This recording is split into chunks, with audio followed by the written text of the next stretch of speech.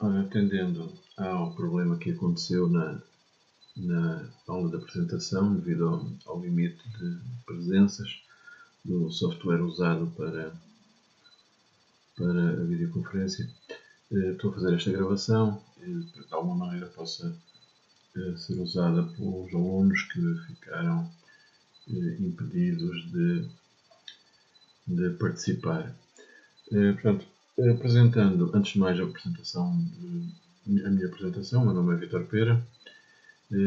Sobre a disciplina, faço sobretudo a recomendação para que leiam com atenção a ficha da disciplina, vejam os objetivos, o programa, a bibliografia recomendada. Existe alguma informação sobre a avaliação. Penso que posso acrescentar que estão previstos 2 testes, o inicial com uma classificação de 9 valores em 20, o último que servirá também de exame, os restantes 11 valores. Portanto, reafirmo e insisto para que vejam atentamente o conteúdo da ficha da disciplina. Em relação ao funcionamento destas aulas, eu gostava aqui de referir um aspecto que me parece importante. Vamos ver se eu consigo mostrar aqui o papel. Aqui assim. Ok. Uma ideia muito simples, mas penso que é interessante clarificar isto. Por exemplo, usando aqui um exemplo, vosso conhecido até, um dos teoremas de valor médio. Na exposição das ideias, das noções, dos resultados, poderíamos limitar-nos, por exemplo, neste caso, a enunciar o teorema, escrevê-lo, dizendo: olha, temos uma função que está definida no intervalo A a B, o valor da função é um número real, vamos supor que esta função é contínua e diferenciável, e vamos ainda acrescentar que o valor de f no ponto A igual ao valor de f no ponto B, portanto, nos extremos do intervalo. De maneira que, se estas condições se verificarem, existe um teorema que garante que existe um número real C no interior do intervalo e o valor da derivada da função f neste número C é 0. Okay? Pronto, e este exemplo, então, para ilustrar que nós podemos apresentar um resultado e depois poderemos utilizá-lo de uma forma muito pragmática, digamos, isto pode servir para uma aplicação em concreto e sem nos preocuparmos em entender a razão de ser desta conclusão. Acontece que nós aqui vamos evitar, e quase sempre faremos algo melhor do que isto. Pelo menos, a maior parte, ou grande parte das vezes, iremos esforçar-nos por, digamos assim, entender as noções ou as ideias que estão envolvidas. Neste caso, isso poderia ser feito, por exemplo, de forma muito intuitiva, desenhando um simples gráfico e dizíamos: olha, temos aqui o referencial cartesiano, vamos marcar os valores da variável livre em abscissa, em ordenada marcamos os valores da função, portanto teremos aqui o gráfico, vamos supor assim, deste género. Os extremos do intervalo seriam estes 2 números, A e B. Portanto, tal como é imposto pelas condições do teorema, o valor do f no ponto A e o valor do f no ponto B coincidem, são idênticos. E o que o teorema diz é que há de existir um número C no intervalo aberto AB, tal que a derivada de f no ponto C igual a 0. Bom, e nós associamos a noção de derivada em termos do gráfico. Portanto, esta curva aqui, como eu já disse, representa o gráfico da função. E diríamos: olha, cá está, temos aqui este ponto do gráfico e se eu traçar a reta tangente, verifico que ela é horizontal. E, de facto, estaria aqui o C, né? Neste caso, teríamos este ponto C, poderia existir outros, neste caso seria assim. E, portanto, nós vamos tentar sempre, pelo menos, entender a ideia, nem que fiquemos apenas por uma análise, digamos, intuitiva. Algumas vezes iremos mais longe e iremos mesmo demonstrar, em alguns casos, demonstrar o resultado, o teorema, enfim, vamos dizer teorema, ok? Algumas vezes iremos fazer isso. Por exemplo, uma das demonstrações bem conhecidas deste mesmo teorema é muito curiosa e talvez tenhamos oportunidade, não sei, vamos lá ver. Portanto, isto era um aspecto que eu gostaria de referir e como não temos muito tempo, o melhor mesmo é passarmos à revisão, ao início da revisão. Eu não disse ainda, mas digo agora que portanto, estão previstas cerca de as 3 semanas iniciais, grosso modo, para fazer uma revisão portanto, sobre resultados, conhecimentos que já detêm e portanto vai ser um bocado em ritmo acelerado, tratando-se de uma revisão e depois, de acordo com a informação que está na página da disciplina, entraremos no programa propriamente dito, novidade, portanto, integral definida, etc. Portanto, cálculo integral e diferencial para funções reais de variável real. Okay? Ora bom, então, avançando já para a revisão. Eu vou puxar aqui dos slides que vocês podem encontrar na página da disciplina. Encontram estes slides, entre outros. Estou aqui por exibição, tela cheia. Okay? E a revisão começa então, e iremos começar por falar, rever algumas coisas e eventualmente acrescentar um aspecto ou outro sobre conjuntos de números. Bom, e o primeiro conjunto, o primeiro conjunto que é outra tecla que eu tenho que usar, o primeiro conjunto que se fala aqui é, como é habitual, o conjunto dos números naturais. Não é? Portanto, temos esta expressão, uma expressão bastante comum, que nos indica que o 1 e o 2 são números pertencentes ao conjunto dos naturais, e depois indica-nos também, ou pelo menos sugere, que o n e o n mais 1 são 2 números consecutivos. De facto, não é por acaso que se chama ao conjunto dos números naturais um conjunto indutivo, porque ele satisfaz as condições do axioma de indução. Algumas pessoas aqui, porventura, já terão falado no princípio de indução matemática e já o terão utilizado em demonstrações, por vezes funciona muito bem. Basicamente, eu ponho aqui só uma nota muito rápida sobre em relação ao n e o axioma da indução matemática. E depois, mais tarde, iremos voltar à carga e com algum cuidado, porque de facto é um resultado bastante interessante. Mas agora apenas referir que uma das condições do axioma é o 1 pertencer ao conjunto, neste caso ao conjunto dos números naturais. Né?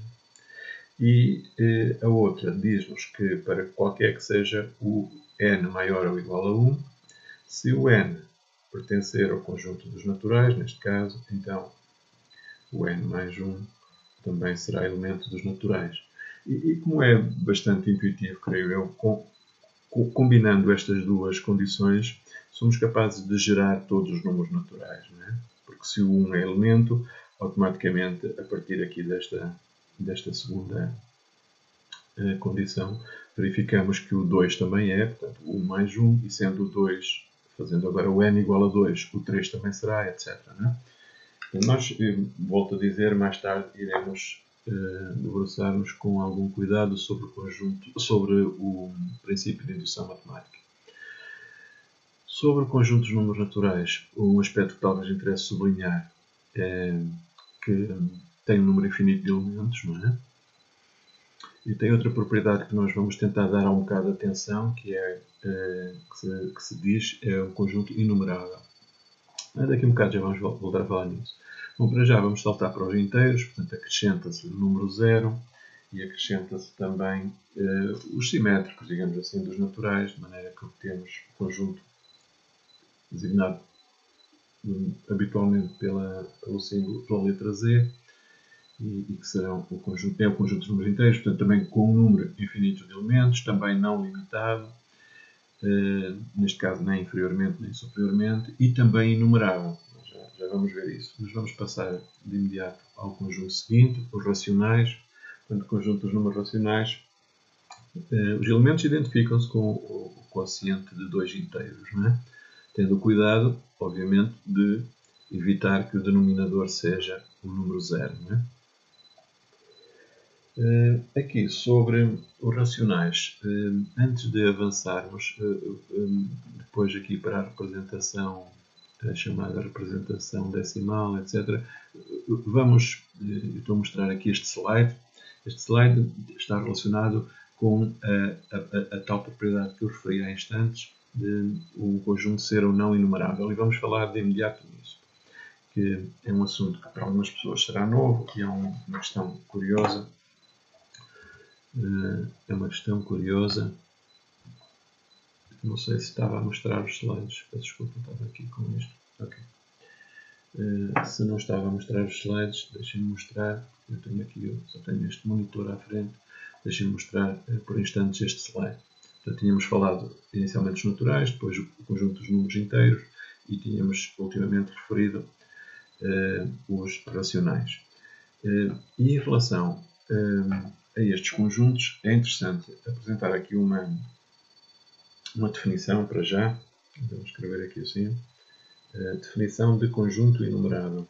Diz assim: diz-se que um dado conjunto A, designado por letra maiúscula A, é conjunto enumerável,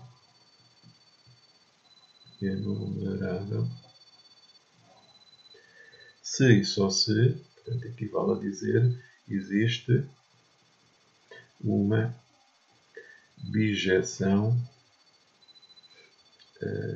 penso que não se põe os dois Cs, de A em N, nos naturais. Ou, se quisermos escrever assim, f de A em N, a aplicação f de A em N é bijetiva. Lembrar as propriedades da palavra, a definição de bijetiva, bijetiva, então vamos até pôr aqui assim um diagrama deste género, vamos pôr aqui o conjunto A, vamos pôr aqui o N, temos aqui um elemento x do A, aplicamos a função f e teremos ali a imagem f de x, okay? E dizemos que é bijetiva se e só se dois elementos diferentes de A tiverem imagens diferentes, né? Quaisquer que sejam x e y, aproveitamos e revemos também já isto. Quaisquer que sejam os elementos x e y de A, se forem diferentes, então as imagens são números diferentes também, né? Portanto, se tiver aqui um y, digamos assim, a imagem deste elemento de A não pode ser idêntica a f de x, portanto, vai parar ali assim, digamos, no outro ponto do conjunto de chegada, né?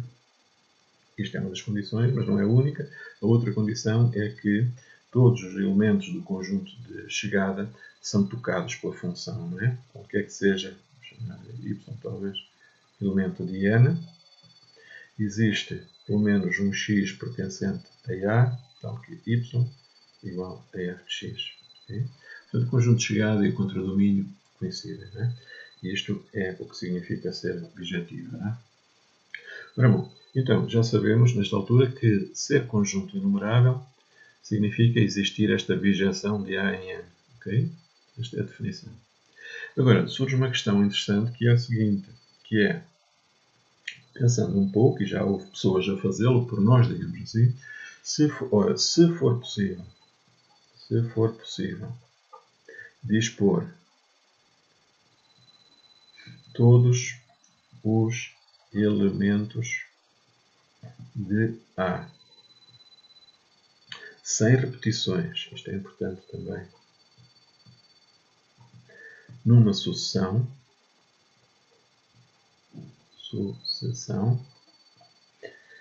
ou seja, quer isto dizer que se eu conseguir dispor, como aqui é dito, ou seja, é quase como se estivesse a pô-los por uma certa ordem, digamos assim. Tenho aqui o A1 e a seguir tenho o segundo elemento o A2 e depois teria o A3, etc. Portanto, se eu conseguir arranjar uma maneira, um processo, um método, para garantir, digamos assim, que sou capaz de dispor todos os elementos de A sem repetições numa sucessão, então, puxar o papel acima, então existe uma bijeção de de A em N. Okay? Ou seja, f de A em N é bijetiva. Okay? Se for possível dispor estes elementos, o que é, penso eu, bastante intuitivo, não é? Porque, bem, nós estamos a imaginar talvez um diagrama outra vez daquele género. Temos aqui os elementos do A, temos os elementos do N. Okay? Eu tenho aqui um número infinito de elementos. Não é? Estou aqui em conjunto com um número infinito de elementos. E vamos supor que eu sou capaz de fazer isto. Ou seja, eu sou capaz de arranjar uma maneira de dizer, olha, está aqui o A1, está aqui um elemento que vou atribuir-lhe o primeiro lugar, digamos, o A1, depois está aqui um outro elemento que vou chamar o A2, etc. Portanto, se não houver repetições, ou seja, se o A1 e o A3, por exemplo, não forem idênticos, eu facilmente consigo construir aqui uma função e digo, olha, por exemplo, este aqui vai ter ali como imagem o número 1, este vai ter como imagem o número 2, etc. Não é? Portanto, tenho aqui uma relação objetiva. Não é? Uma relação objetiva. Portanto, está dependente desta possibilidade de dispor, arranjar uma maneira de dispor os elementos de A por uma certa ordem, entre aspas, digamos assim. Não tem que ser ordem crescente, nem decrescente, nem nada do género, mas, digamos, ser capaz de dispô-los como elementos de uma sucessão. E sem repetições. Porque se o A2 tem um valor, vamos supor 10, e se o A5 também fosse 10, depois não podíamos construir aqui a função, não é? Para que do A2 e do A5 tivéssemos imagens coerentes. Não é? Não podíamos. Agora, se conseguirmos fazer sem repetições, teremos então aqui uma espécie de... Isto funcionará como uma espécie de critério, digamos assim, para vermos se um conjunto é ou não enumerável. Então, dito isto, apresentada a definição e apresentada esta ideia com base na definição, vamos ver o que é que acontece com o N, com o Z e com o Q. Okay? Vamos ver nestes três. Mas, bom, em relação ao N será muito simples. Não é? Em relação ao N é muito simples, porque de facto o N posso pegar e considerar precisamente os elementos dispostos por ordem crescente, por exemplo. Não é? Okay? Embora não tivesse que ser assim, mas posso pôr, no caso do N, posso pôr o 1, e depois o 2, e depois o 3, a ordem natural, não é? E estabelecer a bijeção F, de maneira que o 1 vai corresponder ao 1, o 2 vai corresponder ao 2, o 3 vai corresponder ao 3. Haveria outras possibilidades, não é? Eu podia trocar 2 a 2, não é? Podia trocar a posição 2 a 2, etc. Mas, digamos, em relação ao N, não há dificuldade. De facto, o N, existe uma bijeção de N em N, digamos assim. Okay? Portanto, o N é enumerável. N é conjunto enumerável. Não sei se tenho aqui um desenho para ajudar, para não ter que estar a escrever. Um que talvez já seja um pouquinho mais ou menos fácil de analisar será, por exemplo, o conjunto de número, o Z. Não é? Ora, no Z, o Z, serei capaz de arranjar uma maneira de dispor os elementos? É bem sabido que sim, já houve pessoas que propuseram, por exemplo, esta maneira. Disseram assim, olha, vamos colocar o número 0 no primeiro lugar, e a seguir vamos colocar o 1, e depois o menos 1, e depois o 2, e depois o menos 2, etc. O n e o menos n, e ad infinito. Continua por ali dentro. Okay? E temos esta maneira de dispor os elementos de n. E agora, sendo assim, eu posso dizer que existe uma bijeção de Z em N. Por exemplo, ao 0 faço corresponder ao número 1, ao 1 faço corresponder ao número 2, número natural 2, ao menos 1 faço corresponder ao número 3, etc. Ao N, ao 2 faço corresponder, melhor escrever, né? Ao menos 2 faço corresponder ao 5, etc. Ao N faço corresponder, percebe-se aqui que é o 2N. Ao menos N faço corresponder o 2N mais 1, etc. Por aí adiante. Portanto, tenho aqui uma bijeção. Existe uma bijeção de Z em N. Né? Elementos diferentes de Z têm imagens diferentes. E todos os números naturais que estão aqui em baixo, né? Todos os números naturais são tocados, digamos assim, por esta bijeção. Digamos aqui uma função f, né? Que determina estas imagens. Portanto, conclusão. Z é conjunto enumerável. Ok? Enumerável. E isto agora tem a ver, talvez puxar os slides agora por instantes, tem a ver com este desenho que vem a seguir, com este slide que vem a seguir que vocês têm nos conteúdos. Este slide tem a ver com o estudo deste problema. Desculpa, eu passo para aqui, mas depois esqueço-me aqui no programa de mostrar o slide. O slide é este. Né? O slide que está nos conteúdos. Em relação a esta questão de ser ou não enumerável. O que se faz? Eu penso que tenho isto aqui feito, porque senão gasto muito tempo a escrever e não é conveniente agora. Portanto, o que se pode fazer é o seguinte. Deixa eu ver, vamos mostrar isto. Portanto, já falámos nisto, conjunto enumerável, o Z já se falou. Agora vamos ao Q. Tenho aqui já isto escrito, é mais fácil assim. O conjunto Q, estamos agora a pensar em estudar este problema de ser ou não enumerável. E vamos começar por definir uma maneira que tem a ver com aquela tabela que está no slide, uma maneira para dispor os elementos, para já só dos racionais positivos. Okay? Para já só dos positivos. E qual é a maneira? Pode ser esta. Não é única, mas é uma possibilidade fácil, digamos assim, de conceber. É pegar e dizer assim, olha, vai haver uma fração que eu vou colocar em primeiro lugar, que vai ser a fração com o numerador e o denominador idênticos a 1. Portanto, 1 sobre 1. Okay? E já agora notar que a soma dos valores do numerador e do denominador, P mais Q é 2. Né? 1 e 1, 2. Depois vou ter duas parcelas logo a seguir, em que a soma do numerador com o denominador agora é 3. E essas parcelas são naturalmente o 1 meio, 1 mais 2 dá 3, e 2 sobre 1. 2 mais 1 dá 3 também. Bom, depois terei a seguir 3 parcelas correspondentes à adição ter o valor 4. Portanto, será o 1 terço, o 2 meios, o 3 sobre 1, etc. Por aí adiante. Okay? Cada vez vou tendo mais, à medida que for subindo ali, incrementando o valor da soma.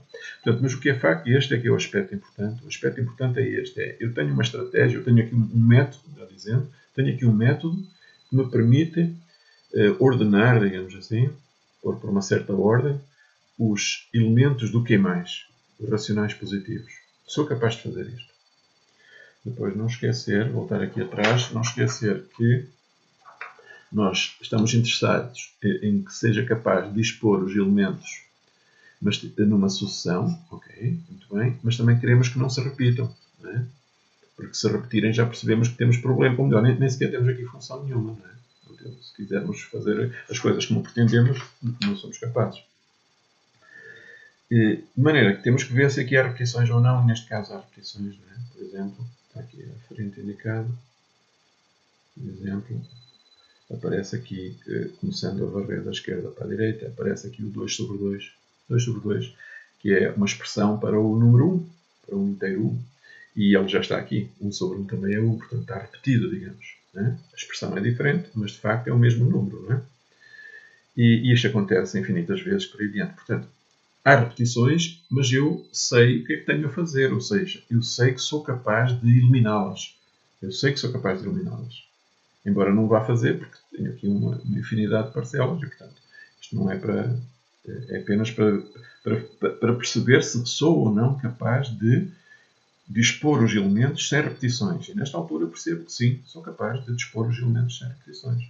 Uma maneira será esta. 1 sobre 1, a seguir um meio, depois o 2 sobre 1, depois 1 terço, depois o 3 sobre 1, depois 1 quarto, 2 terços. Este aqui já foi eliminado, etc. Portanto, tenho esta maneira. Eu sou capaz de conceber isto. Não é? Bom, e sendo assim, agora fazemos a mesma coisa que se fez com os inteiros. Acrescentávamos o zero e os negativos. De maneira que tínhamos uma possibilidade de ordenar isto, que era o número 0, depois 1 sobre 1, menos 1 sobre 1. Portanto, começávamos com 0 e depois punhamos o número e o seu simétrico, o número e o seu simétrico, etc., de acordo com esta disposição que foi considerada aqui em cima. Pronto, conclusão. Não precisamos estender-nos mais. Conclusão imediata é: sim senhor, sou capaz de dispor os elementos sem repetições, como termos de uma sucessão, de maneira que posso dizer que o conjunto dos números racionais é inumerável. Pronto, e isto, agora dirão para que é que serve? Muito sinceramente, nós aqui não daremos uma sequência muito grande, mas o que é facto é que, entre outras coisas, também será interessante terem a ideia de que há estudos desta natureza e de outras mais avançados, digamos, do que aquilo que porventura traziam. Não é? Portanto, aqui foi apenas uma pequena incursão nesta questão muito particular do conjunto ser inumerável. Já agora, talvez por curiosidade, dizer que o conjunto dos números irracionais, assim como o conjunto dos números reais, são ambos não enumeráveis. Eles, de facto, são de uma ordem de infinitude diferente, digamos. Aqui temos, por exemplo, nos racionais, tal como nos inteiros e nos naturais, temos um número infinito de elementos. Mas, digamos, o grau de infinitude, se puder chamar assim, não sei se isto é muito correto, mas a ideia penso que fica clara, o grau de infinitude dos reais é muito superior. E o facto é que quer os irracionais, quer os reais, não formam conjuntos enumeráveis. Não é possível dispor os elementos segundo uma ordem, digamos assim. Pronto, ok, fica este aspecto então assim, ao releve tocado, e era sobretudo isto que me interessaria. Como volto a dizer, provavelmente não iremos dar grande sequência a isto. Em todo caso, fica dito. Voltando aqui aos slides, eu tenho que... mas não me esquecer de mostrá-los. Peço desculpa, eu tenho que pôr aqui... Ok, já está aqui. Portanto, esta era a tal tabela que tinha a ver, estas setinhas têm a ver com esta ordenação. Okay? Pronto, e já vimos, né? Então vamos passar por cima disto, porque já vimos. Então, já foi visto. Pronto, agora esta questão... O número racional é uma dízima. A representação decimal do número racional é uma dízima finita, não é? Ou, no caso de ser infinita, é periódica. Não é? Então, é o que está aqui assim, expresso através expresso neste slide. Não é? Então, temos o P sobre Q igual a, e depois temos uma representação decimal, e está aí patente que no caso de ser uma dízima não finita, e portanto infinita, existe uma sucessão de dígitos, não é? Então, A1, A2 até o AK, que se repetem, não é? Período.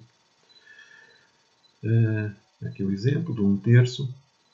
Diz-se que, aqui na caixa em baixo, diz-se que P sobre Q está na forma irredutível, quando P e Q são primos entre si. Portanto, o único divisor comum é o 1. Não é? Ok. Pronto, depois vem os reais.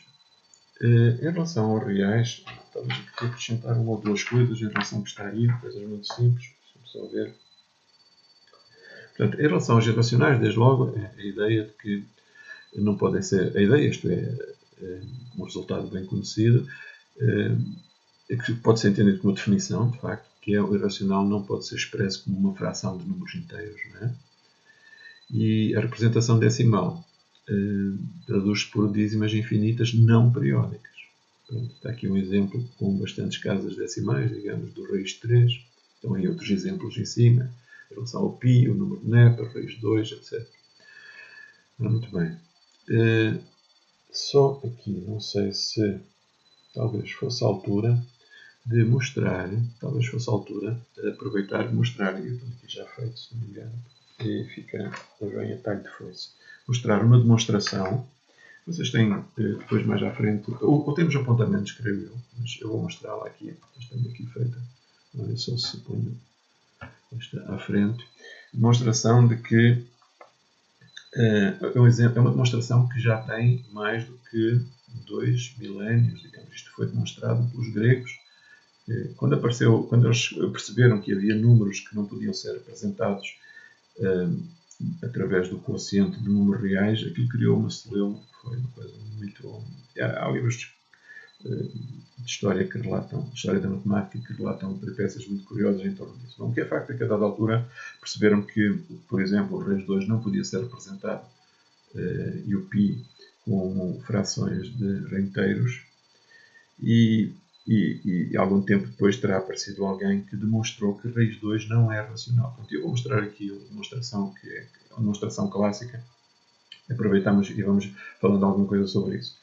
Pronto, então, o que nós queremos mostrar, o objetivo, é mostrar que raiz 2 não pertence ao conjunto dos racionais. Não pertence ao conjunto dos racionais. E vamos fazer a demonstração baseando-nos no princípio da contradição e na técnica de contraposição, começando por admitir a hipótese precisamente oposta. Ou seja, eu vou admitir, por hipótese, que o raiz 2 é um número racional. É claro que eu sei muito bem que não é, e sabemos também que queremos mostrar que não é, mas esta é uma abordagem que, por vezes, resulta bastante bem nas demonstrações. Ou seja, avançar com uma hipótese que nós queremos mostrar que é falsa. Portanto, fazemos agora um desenvolvimento para mostrar que a raiz 2 pertence a que é falsa, e, portanto, isso serve para o nosso objetivo, que é precisamente mostrar que não é racional.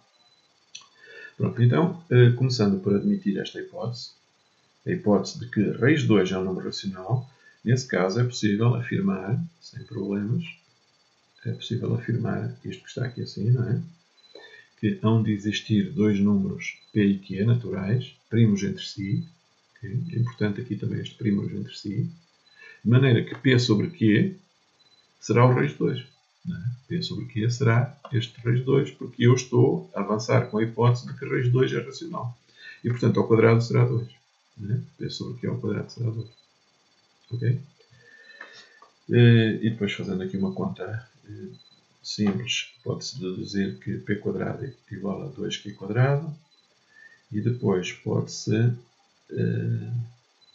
dizer que P quadrado é par, porque Q é um número natural, Q ao quadrado é um número natural, duas vezes o número natural é um número par. De maneira que eu posso afirmar que P ao quadrado é par. Né? Posso afirmar que P ao quadrado é par. E interessaria agora...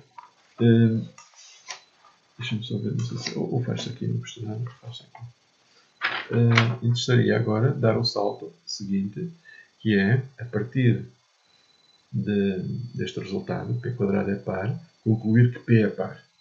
Talvez não seja assim tão imediato, e por isso eu vou fazer aqui assim, muito rapidamente.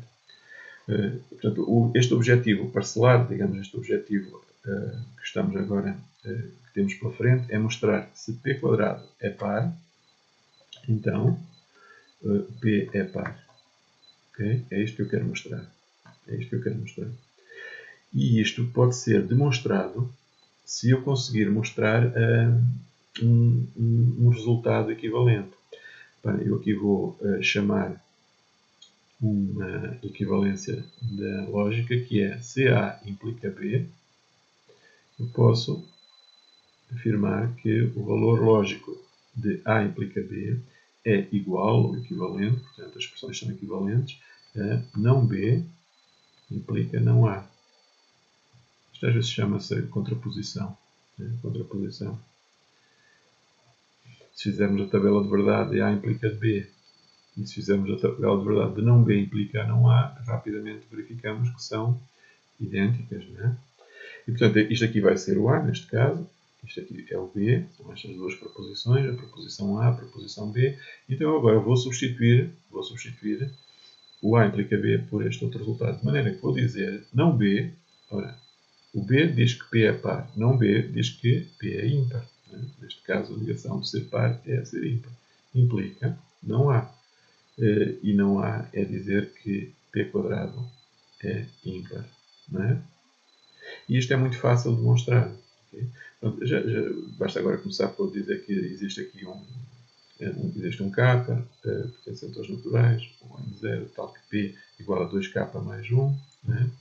Implica que p ao quadrado vai ser 2k mais 1 ao quadrado. E vou por aqui adiante, tal, concluo que p² é ímpar. Né?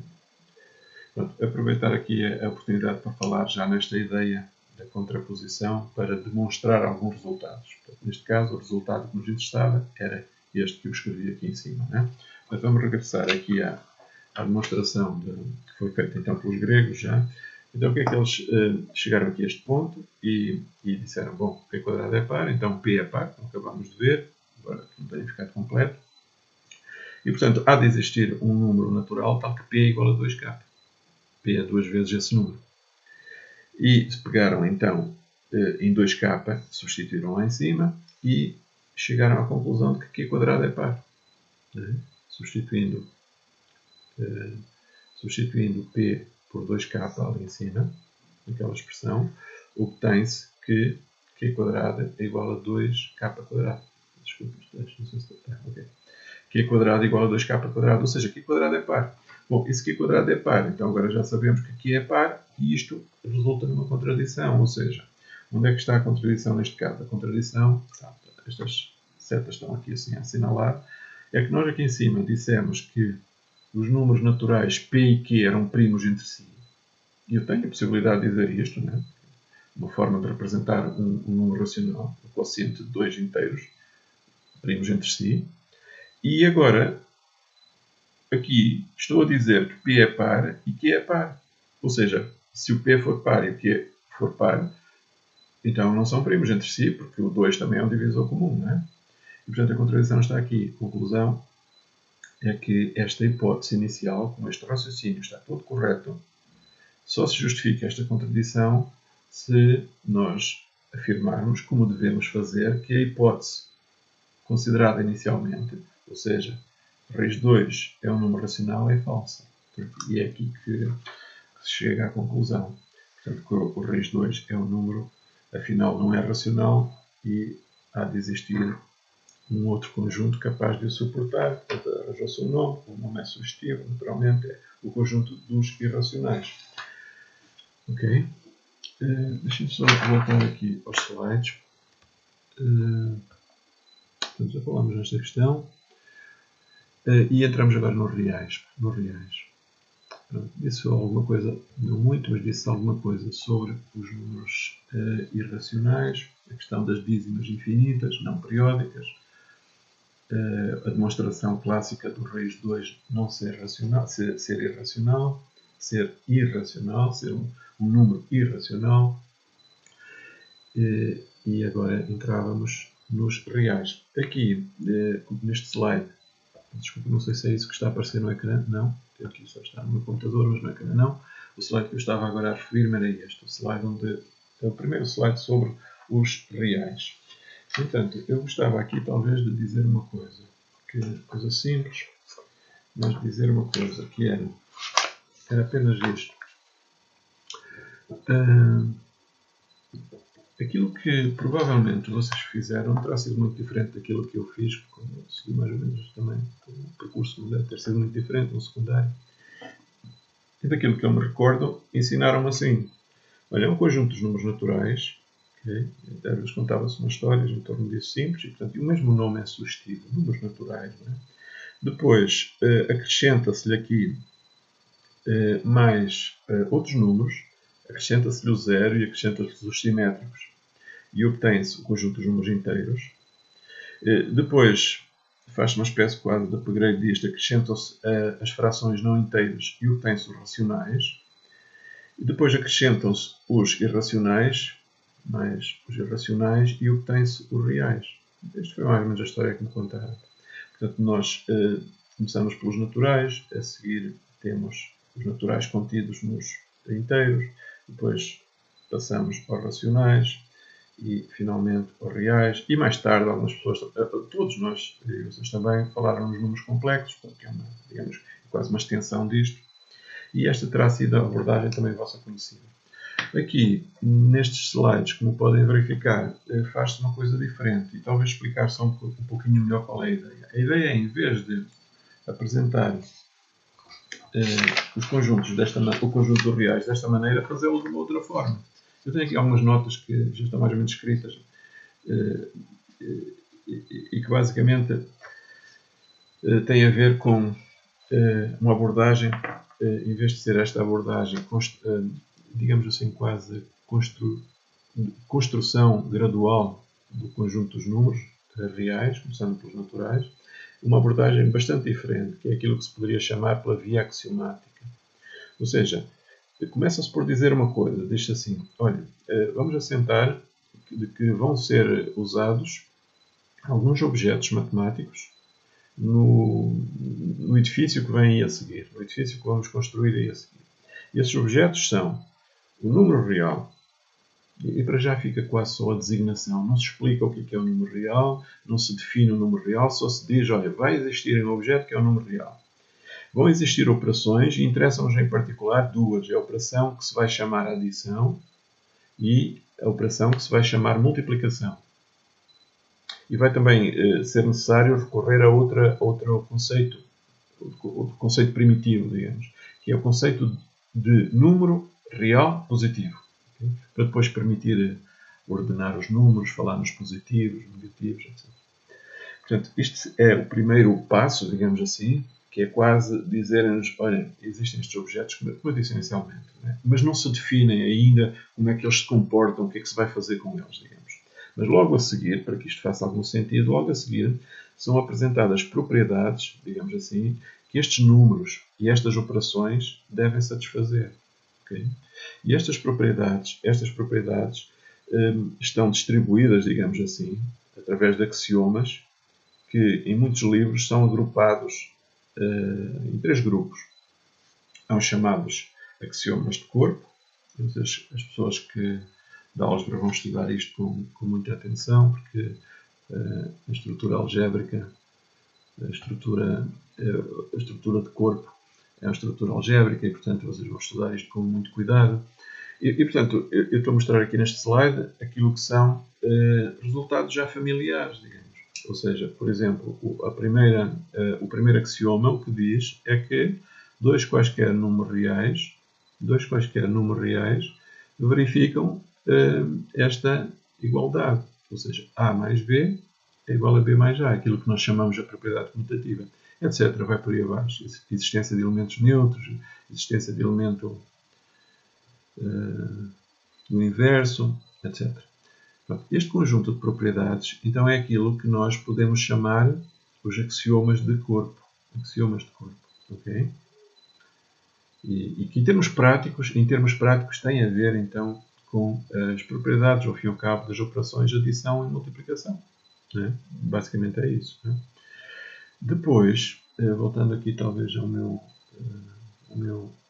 as minhas notas, depois aparecem os chamados, tinha posto aqui, portanto, axiomas de corpo. Isto é muito pequenino, não se vê praticamente. Corpo. Depois podemos falar nos axiomas de ordem. Isto estão aí noutro slide à frente. Vamos ver se localizamos isto. Nos axiomas de ordem temos... começa-se por definir aqui, reparem, conjunto de números positivos e diz-se, olha, é um conjunto de números positivos, que é um subconjunto dos números reais, formado pelos números reais que são maiores do que zero. Okay? Note-se que A pertencer ao conjunto P equivale a dizer que A é maior que zero. Né? Os axiomas de ordem são três, tal como estão aqui enunciados.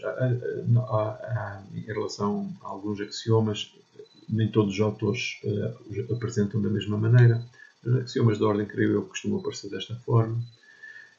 Temos o axioma que nos diz que qualquer número real ou é o zero, ou é positivo, ou o seu simétrico é positivo. Aquilo que nós dizemos é negativo.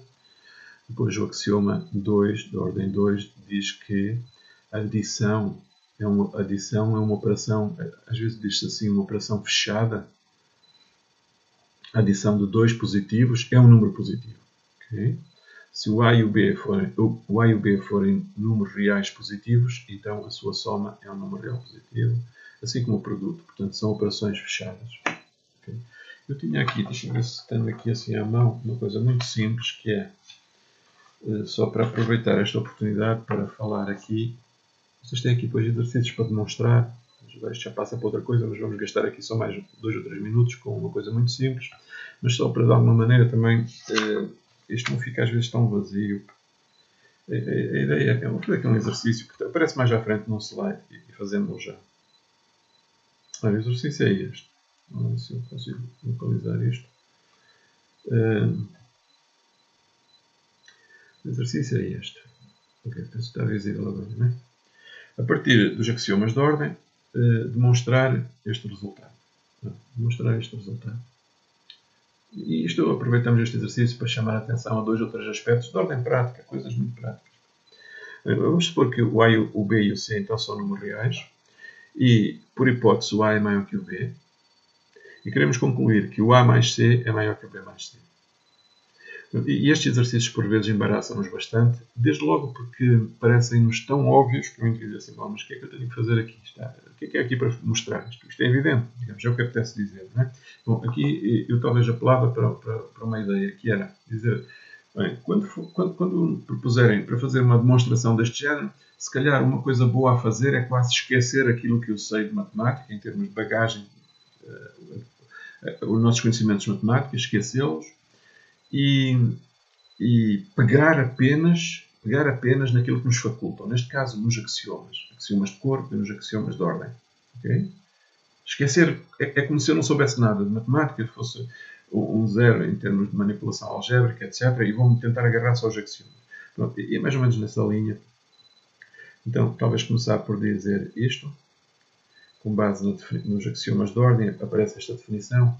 A maior que B equivale a dizer, por definição, que A menos B é um número real positivo. Okay? Quando se escreve A maior que B, aqui é uma questão também de notação quase. Né? É preciso definir o que é que significa o maior. Significa que A menos B é um real positivo. Okay? Pronto, então, indo buscar, começamos por dizer que A menos B é um real positivo. E recorrendo aos... Aqui não está feito com detalhe, mas depois quem quiser faz isto com os passos todos curtinhos. Recorrendo aos axiomas de corpo, lembramos de adicionar ao A menos B o elemento neutro da adição. O elemento neutro da adição é o zero. Não sabemos. Né? E o zero eu posso obtê-lo subtraindo C por C. Portanto, eu estou então a dizer que se A menos B, por hipótese, é um positivo, então A menos B mais 0, neste caso C menos C, também é positivo. Não é? Portanto, já fui buscar um axioma de corpo, pelo menos. Não é? Pelo menos. Havia a possibilidade de dizer mais, mas okay. E agora ia usar aqueles axiomas de corpo que têm a ver com as propriedades associativas e arranjava e comutativas. E, com um bocadinho de paciência, passava deste ponto para este. Ou seja, aqui já fui rearranjando as coisas de maneira a encostar o C ao A e o menos C ao menos B. Ou seja, rearranjei a expressão, mas fiz isto com base... Aqui não está explicado, digamos assim, mas com base nos axiomas de corpo. Os axiomas de corpo permitem-me dizer que o que está aqui à esquerda do símbolo de pertence pode ser escrito desta maneira ou desta, que temos exatamente o mesmo resultado. Não é? E, portanto, tenho este resultado. E aqui agora é só arrematar e dizer, ora bom, se é assim, então posso afirmar, de acordo com esta definição aqui em cima, de acordo com esta definição novamente, posso afirmar que A mais C é maior que B mais C. Pronto, fica este pequeno exemplo, um exemplo só para ilustrar mais ou menos o tipo de abordagem, e aqui está bastante incompleto, não é? Nós podíamos agora escrever aqui mais meia dúzia de linhas, pôr isto com mais detalhe, mas já fica a ideia central do que é que poderia ser feito neste tipo de exercícios. Okay?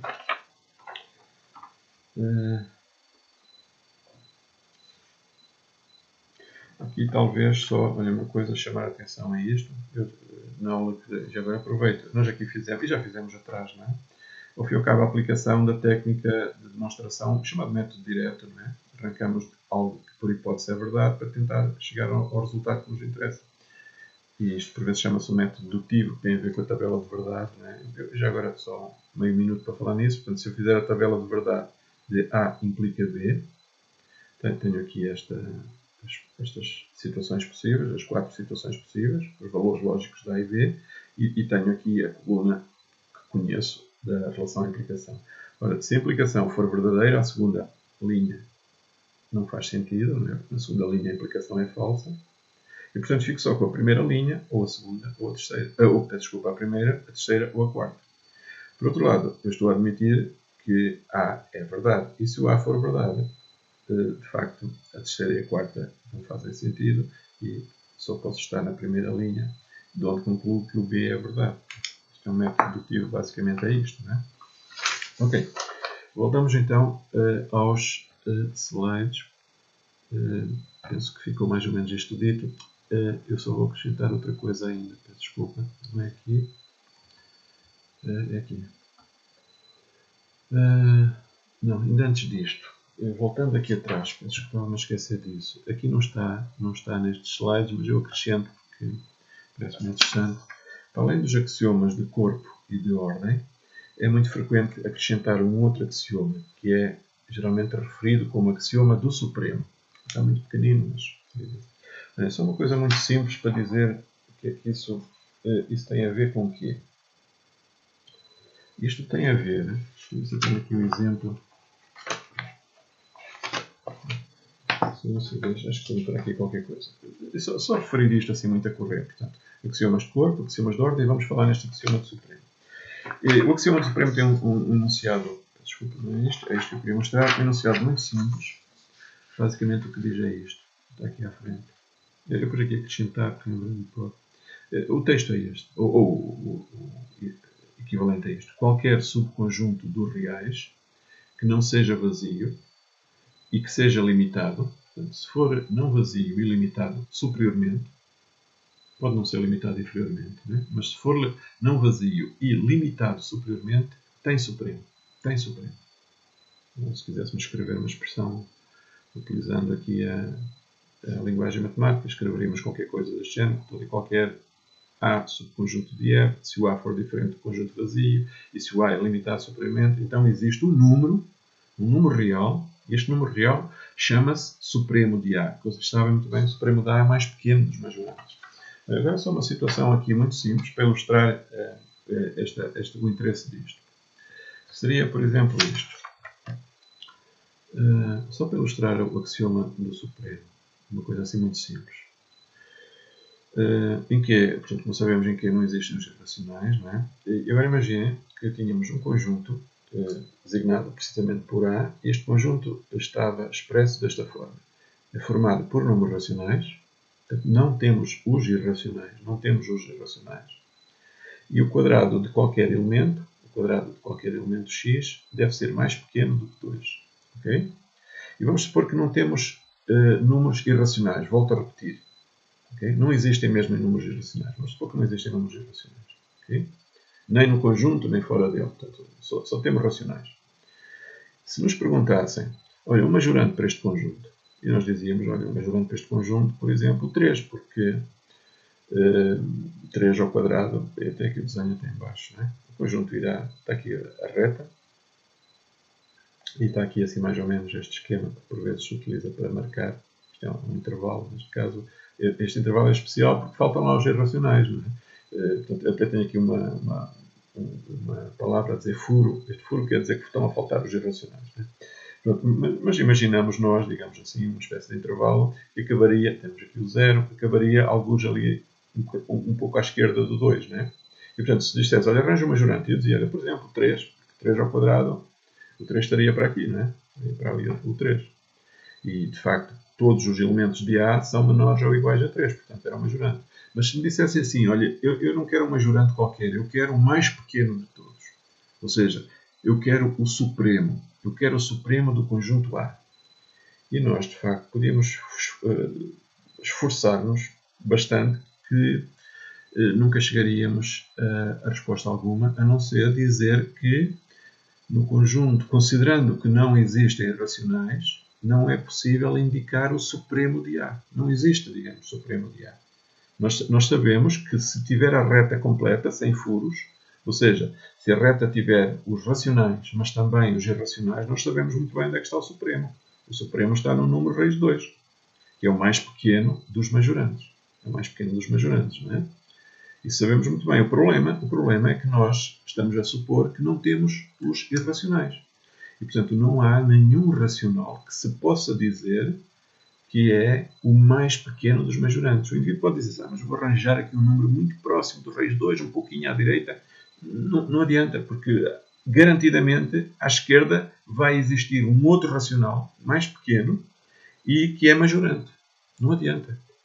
Se pensarem um bocadinho, e é um problema curioso tentar pensar, imaginem esta situação que não tem números irracionais e tentem arranjar o menor dos majorantes.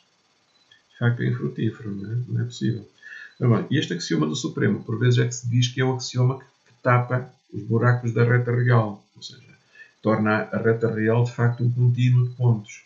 Se não tivéssemos os racionais, a reta real tinha uma infinidade de furos, digamos assim, não era uma curva contínua, faltavam lá os irracionais, são em número infinito, não sabemos. Pronto, fica então só esta ideia para já, assim muito simples, em relação aos irracionais. Em relação aos conjuntos reais, portanto, esta é outra abordagem que parece muito interessante, que é, em vez de estar a fazer aquela espécie de construção gradual, não, fazer isto de outra maneira e volto a repetir, em vez de nós estarmos a dizer rancos naturais, depois acrescento-lhe mais os zero e os negativos, os simétricos que tenho os inteiros, etc, etc, até que chego aos reais. E se quiser ir mais longe, acrescento-lhe os imaginários e vou para os completos.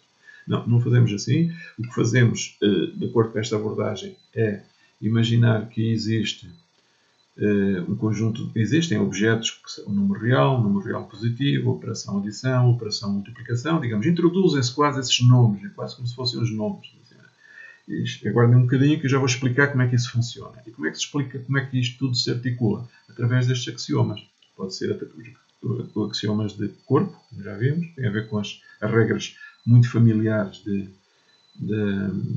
das operações de adição e multiplicação, nossas conhecidas. Depois tem a ver com os axiomas de ordem, que são os que nos permitem pôr, digamos, ordenar os números reais, dizer que 1 é mais pequeno que 2. Dizer que 1 é mais pequeno que 2 só é possível por causa dos axiomas de ordem, não é?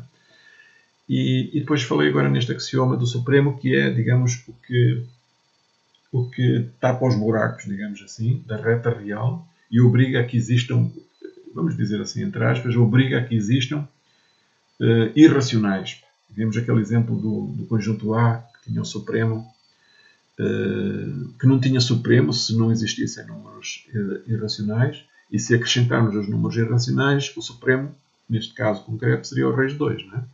Pronto, ok, isso fica mais ou menos assim, só umas notas por cima, depois as pessoas que tiverem interesse podem aprofundar estes assuntos.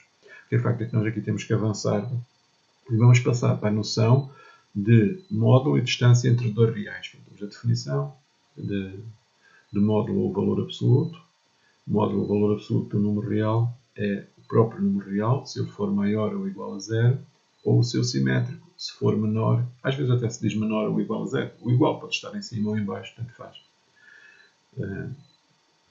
Depois estas propriedades interessantes, se o módulo do número é zero, isso equivale a dizer que o número tem o valor zero. Né? O módulo de menos A é igual ao módulo de A, o módulo do produto é igual ao produto dos módulos. O módulo da adição pode não ser igual à adição dos módulos. Né? Não é a mesma coisa como acontece na multiplicação. Esta propriedade 4 é muito interessante, tentem demonstrá-la. É um exercício bastante frequente, costuma aparecer, a chamada desigualdade de Schwarz. Né? E há demonstrações muito interessantes. Se puderem, façam algum esforço nesse sentido. Depois tem aqui alguns resultados que são vossos conhecidos. Né? A utilização do módulo e aqui embaixo até a representação geométrica das soluções. Por exemplo, a equação módulo de x igual a k, ou seja, módulo de x menos 0 é igual a k. Ora, isso significa que, está aqui o significado, que a distância na reta, claro, em termos geométricos, a distância de x a 0 é k, é igual a k. A solução será o ponto menos k e o k, tal como está indicado no desenho em baixo. Depois, se em vez de ser módulo de x, for módulo de x menos um número b, isto é um resultado mais geral, não é? O b pode ser 0, mas se o b for diferente de 0, também serve. Está aqui em baixo até o desenho feito. Portanto, conheçam bem estes resultados e nunca se enganem a fazer isto. Okay? Assim como quando, em vez de ser equações, se tratar de inequações. Por exemplo, se tivermos um conjunto de números reais que satisfazem a inequação módulo de x menor ou igual a k, nós sabemos muito bem que corresponde a um intervalo fechado de menos k a k. E se for com b, está aqui à direita também, não é? Pronto. Conjuntos de números reais. Agora bem, sobre os números reais, e eu vou parar já daqui a instantes, porque depois isto foi mais ou menos onde ficou na aula. Depois as pessoas que quiserem vir podem continuar a retomar, mais ou menos foi um pouquinho já adiante. Mas penso que ainda se falou nisto, dos majorantes, a definição. Diz-se que o conjunto é limitado superiormente se existir, está aí a expressão, não é? Se existir pelo menos um número real M maiúsculo, tal que todos os elementos do conjunto, o S, têm valor menor ou igual a M maiúsculo. E M maiúsculo, qualquer M maiúsculo que satisfaça a proposição acima, diz-se um conjunto majorante. E tem esse exemplo, por exemplo, o conjunto S é formado pelos números da forma 1 sobre n, em que n é um número natural. Portanto, o S tem o número 1 sobre 1, ou seja, a unidade, tem 1 sobre 2, 1 meio, tem 1 terço, 1 quarto, etc. Vai se aproximando de zero. Não é? O conjunto dos majorantes é o conjunto 1 a mais infinito. Não é? 1 a mais infinito é fechado. Ok? Minorantes é basicamente a mesma coisa, olhando agora para a esquerda, na reta, né? Okay? A definição já vai ser conhecida.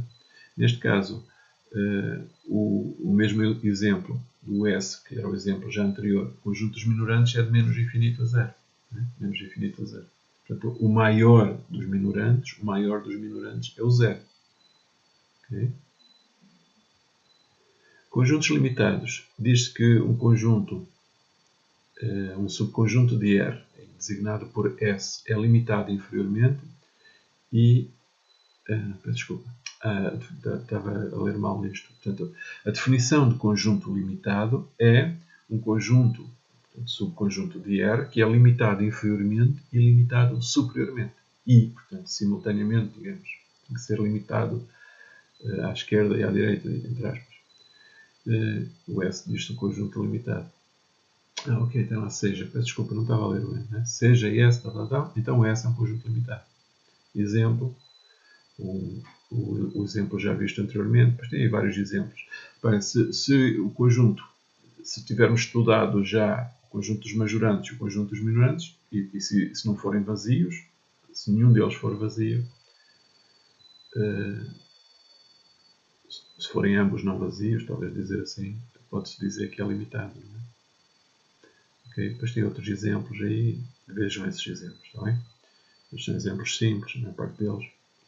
E tínhamos ficado nesta definição de supremo, portanto, as pessoas que quiserem aparecer na próxima aula, é aqui que nós retomamos.